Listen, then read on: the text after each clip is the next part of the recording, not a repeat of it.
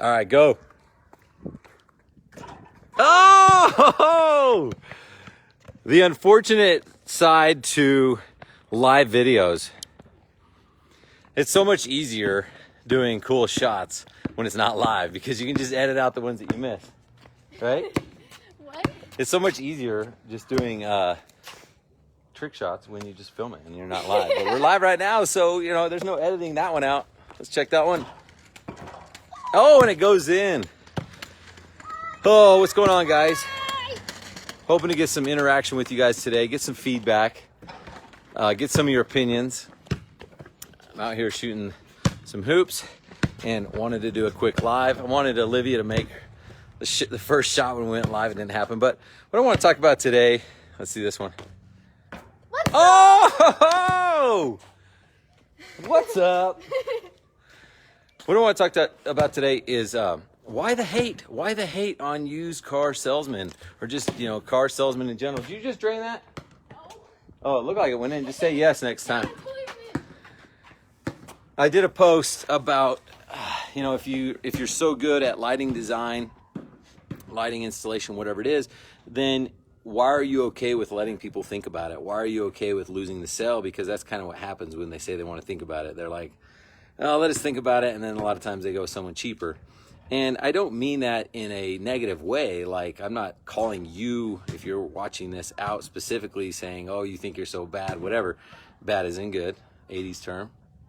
But what I mean is this, is like, we as business owners, as salespeople, as designers, whatever you call yourself, a consultant, advisor, whatever it is, like, we truly believe that we are the best. Like, that what we have is perfect for the person we're talking to. If not, then we need to reevaluate what we're doing, right? And maybe we're not in front of the right person, whatever it is. But when I go and sell something, and it is sales, by the way, I truly believe that I have the best product for them. I truly believe that I'm the best person to deliver that product and service. And I truly believe that they need that product or service from me today.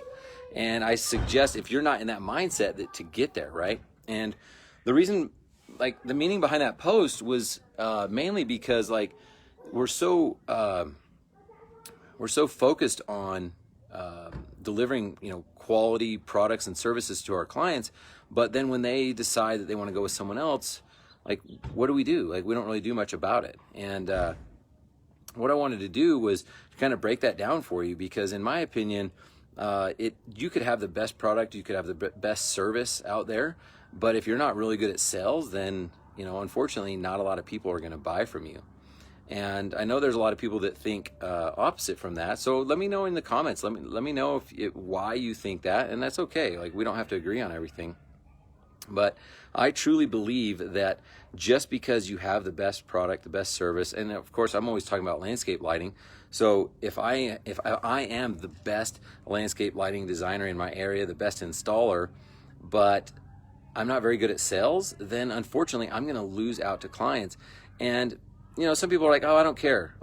Those aren't my client, whatever. But here's the deal. If you truly care about the people that you are providing to, the people in your community that you're serving, then you should care. You should go to battle for them, and you should call yourself a trusted advisor, not a salesperson. But help me understand, why do people hate on salespeople? Why do people hate on them? I can't really figure it out, because truly, I think being a good salesperson is a rare talent, and I've seen terrible lighting designers, terrible lighting installs that obviously had good salespeople because they got the project, and then I've seen really talented designers, installers, everything else, but they're not very good at sales, and they wonder why they can't grow their business, why they can't get to the next level. And it's because of that. I truly believe that if you look at sales as not hard selling someone and forcing someone, but really helping them, right? That's the way I look at it. And if your grandma needed oxygen, would you sell her oxygen, or would you be like, hey, you want some oxygen? And she's like, no, I'm good. I'm going to think about it. and then she dies because she doesn't have oxygen, like you wouldn't let that happen. You would try to overcome her objections and be like, well, Grandma, why don't you want this oxygen, right? What can I do to help you move forward today? Because I know that this is in your best interest. And honestly, you're doing a disservice to your clients by letting them go with someone else, okay? By not being good at sales and not perfecting your sales process, you're really doing them a disservice. So I know there's so many talented business owners out there, so many talented designers, so many talented installers, and it's my goal to help you guys get more clients. And it doesn't have to come from a place of greed. It really, truly should come from a place of wanting to help them and wanting to serve them, right?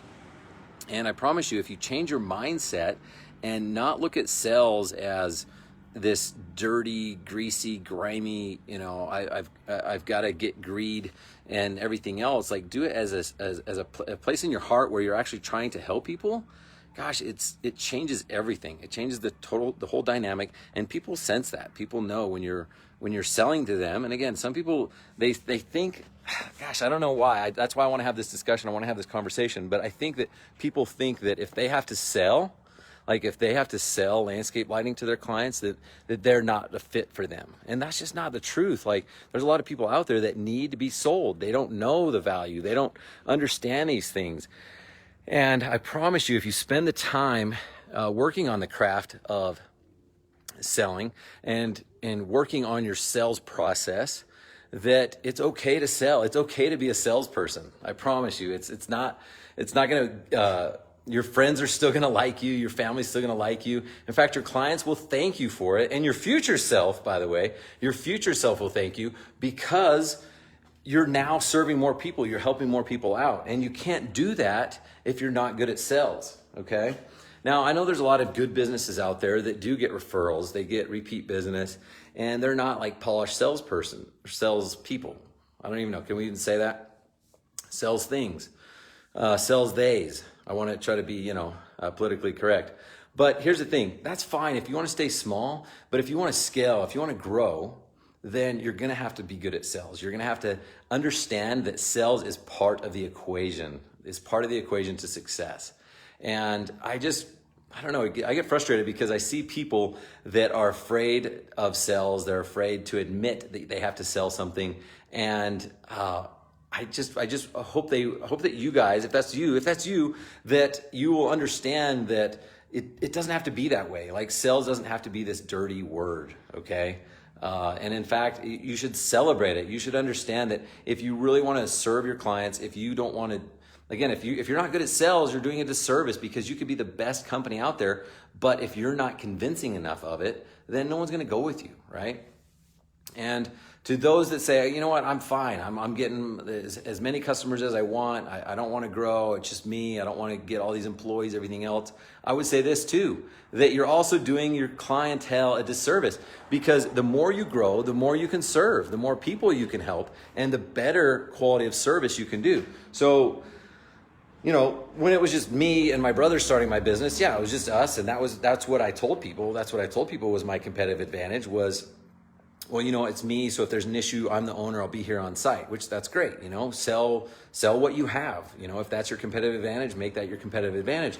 But I can promise you this, as I grew, I realized that actually now that I am not one man doing 10 or 12 different jobs, I can actually provide a higher level of service to my clients because now I have a dedicated installer, a dedicated maintenance guy, someone dedicated to answer the phone. So we answer the phone every time.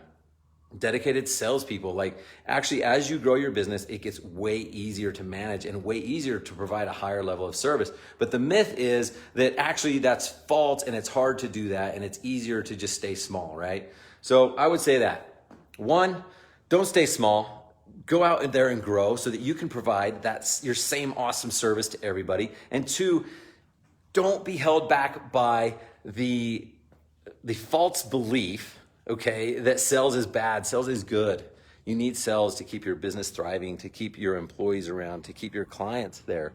Okay, if you want to be able to serve your clients for years and years and years, you need to keep getting new clients, right? So sales should be looked at not as a negative, dirty word, but as a very powerful tool in your arsenal. And it's a really big part of the equation if you want to grow, if you want to scale, if you want to provide a better level of service to your clients. So that's all I got for you. If you guys have any questions, comments, you know where to put them. And I promise you, if you have a question, so does 100 other people. So just put it in there. Otherwise, I'm going to keep just begging you guys to do your questions and comments.